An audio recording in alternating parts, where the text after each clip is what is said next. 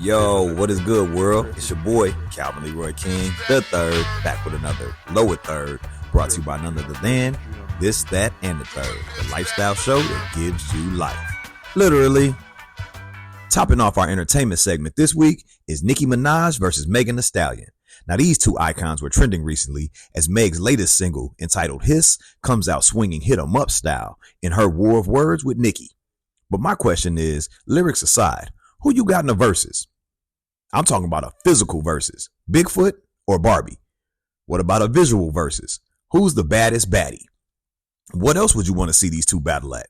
A cook-off? A twerk-off? Or maybe even a spelling bee? Nah, we just gonna keep it on wax.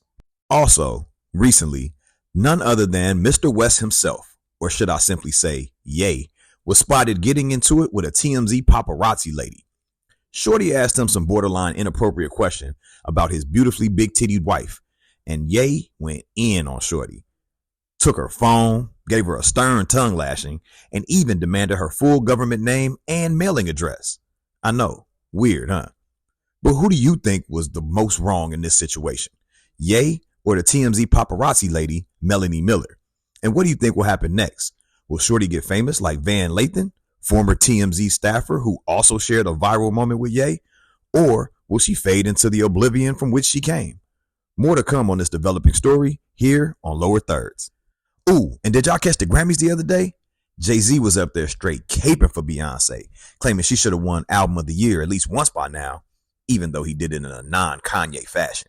Killer Mike swept the rap category, winning Grammys for Best Rap Album, Best Rap Performance, and Best Rap Performance by a Duo for Scientists and Engineers featuring Andre 3000. Now, despite the fact that none of his three wins actually made it onto the Grammys broadcast, and this woke nigga apparently got promptly arrested by authorities following the event, Killer Mike still made history this Black History Month.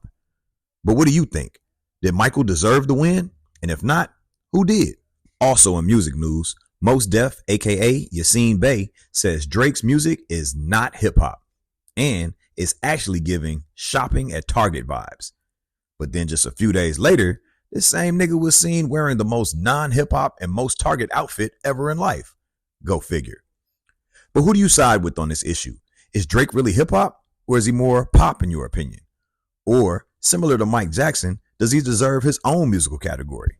And did y'all see this fake beef that was created between Just Hilarious versus the Breakfast Club's Charlamagne the God and DJ Envy? And after all that hoopla, now she's the official replacement on the show for Angela Yee. Which begs the question, are there any examples of a replacement, in this case Just Hilarious, ever being better than the original, Angela Yee? What about 106 in Park? Free and AJ versus Terrence J and Roxy? Ain't no replacing Free. How about 2% Milk as a child versus Silk as an adult? I still find myself with flatulence. How about dark-skinned Aunt Viv versus light-skinned Aunt Viv? Guess we'll have to ask baby Nikki's unaddressed skin tone. Maybe it just comes down to preference. But what do y'all think? Damn, and did y'all see Benzino break down on Drink Champs the other day? Man, he started talking about his beef with Eminem and his relationship with his daughter and the state of the culture. And mans just went from F Eminem to drunk, slobbering, and ugly crying once that liquor got up in him. What do y'all think, man? Is this real nigga activity? Or did Benzino go on Drink Champs looking like a drunk chump? Oh yeah, and did y'all hear that Chicago's very own Chance the Rapper, Jennifer Hudson, and others opened a new concert venue on the city's south side? Yep, it's like on 35th and Halsted in the Bridgeport neighborhood. They just did a grand opening and the space looks beautiful, man.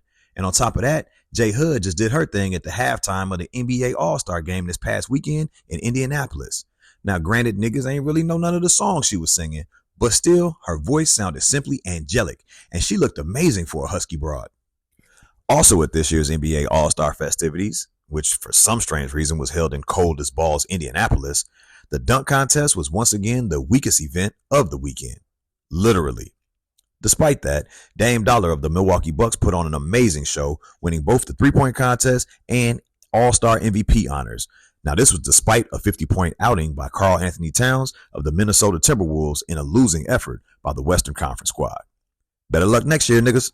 Keeping it in sports, have y'all heard about these Drayla and Jalen Green pregnancy rumors? Now, Drayla is damn near 40, y'all, and Jalen is just north of 20, similar to Drea's son. So what do y'all think? Is this a form of grooming or predatory behavior? Or is it okay when women do it to men? Or do we have to consider the fact that Drayla's fine self already has her own bag in her own right, even though Jalen's bag is like a $300 million bag and hers definitely ain't? I don't know the answer, but I know this one thing for sure. If these rumors are true, she better hope them pretty titties are able to feed two young niggas at the same damn time. Also in sports, the new Kobe Bean Bryant statue was recently revealed outside of Staples, aka Crypto.com Arena in Los Angeles to rave reviews. And per Vanessa Bryant, if you don't like the pose that Kobe picked for his statue, tough sugar honey iced tea. Deal with it. In better late than never NFL related news, congratulations to the Kansas City Chiefs for their amazing comeback overtime win against the San Francisco 49ers in this year's Super Bowl. Also, a huge shout out to everybody whose parlay hit during this amazing game as well. But on a sadder note, RIP to the dead, speedy recovery to those injured, and prayers for all those impacted by the mass shooting that unfortunately took place at the parade in Kansas City in honor of the Chiefs' Super Bowl win. There were reportedly 1 dead and 15 injured during this heinous act. And I'll be the first to tell you, this is no laughing matter. But don't take my word for it. Just ask mega pastor Joel Osteen, whose mega church in Houston was also shot up recently by some crazed woman who ended up being killed by police, but only after shooting her son and another victim. Now, the shooter was said to have documented mental health issues, but somehow was still able to legally obtain firearms that she used in the assault, which leads me to ask, is gun reform in the U.S. a necessity? And if so, what should it look like in your opinion? Speaking of niggas getting shot at and stole on, Shannon Sharpe and Mike Epps fake got into it over comments stemming from Unc's top of the year interview with Cat Williams, where Cat apparently spoke about everything and everybody with the exception of Mike Epps. Then, when Epps said that Shannon tried to bait Cat into talking about him negatively, he went on to call Shannon Medea, insinuate he was gay AY, and Shannon responded by saying, "I'll see you at All-Star." But when the two linked up in India over the weekend, it was apparently all love, daps, and hugs, even though Mike said he had that thing on him. But with Shannon's most recent interviews with Cat and now Monique doing numbers online, and with Mike currently being on tour, in addition to having a new Netflix special set to release, do y'all think this was a publicity stunt this whole time? Or was Day Day and Shay Shay really about to throw hands? And what about this new beef with Mace from It Is What It Is? Will Shannon have to once again put his glasses back on? Or will gangster Pastor Mace have to take his off? Speaking of throwing hands, there was seemingly a nationwide praise party when news broke of the split between Larsa Pippen and Marcus Jordan recently. But those praise dances and spirit fingers quickly subsided when the two were seen out in public just a few nights later amid reconciliation rumors. Dag nabbit, when the world prayed for Jordan and Pippen to work out their differences, that was not the duo we had in mind.